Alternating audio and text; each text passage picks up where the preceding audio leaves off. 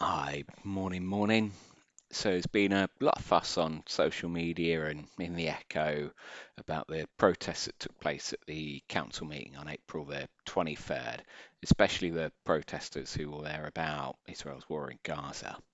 Now, there were a lot of councillors who were really upset by this, and I was one of them. But I think there were a lot of different reasons for the way people felt. Now, some appear to have been so upset that they just had to listen to opinions they didn't like from people they don't like, and just as they've done previously, and they have done subsequently now, they call for more restrictive measures, more police, even police in the council chamber. That's not a position I share, and frankly, because of the chronic shortage of police we've got, it's one I find quite unpleasant. If you think one of the priorities we should have in 2024 is more police officers helping councillors cross town hall car parks or sitting and making sure anybody who shouts something a bit rude from the gallery is thrown out, then you're totally out of touch with reality. Try walking home from the town centre, late at night. I mean, I get the bus home for a lot of council meetings, and in the evening, yeah, I wouldn't want to be walking alone if I was a vulnerable person or something like that. Town isn't particularly safe at the moment. There were a lot of councillors though who were upset, just like I was, because actually there was a lot of what was said that was actually fairly valid. People speaking who've lost friends and family in that conflict. People who were talking about the gentleman from Poole who was killed as a result of the conflict. And they quite rightly pointed out we're not doing enough to prevent that tragedy that's taking place right now. We're not doing enough to ensure the return of the hostages, to ensure the end of that genocide. And actually, if we look at what's going on, we've got an apartheid state who won't abide by national law, international law. And in the past, what has really helped is somewhere like South Africa is the campaigns of boycotts, divestments, and sanctions of BDS carried out by people in the UK and institutions in the UK, so including local councils, that help bring about the end of that apartheid.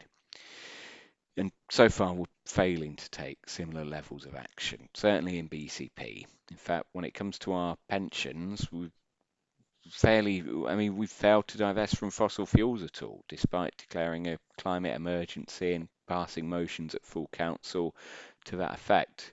Now, scrutiny of the Dorset Pension Fund is really long overdue, and actual action's really urgently needed on this.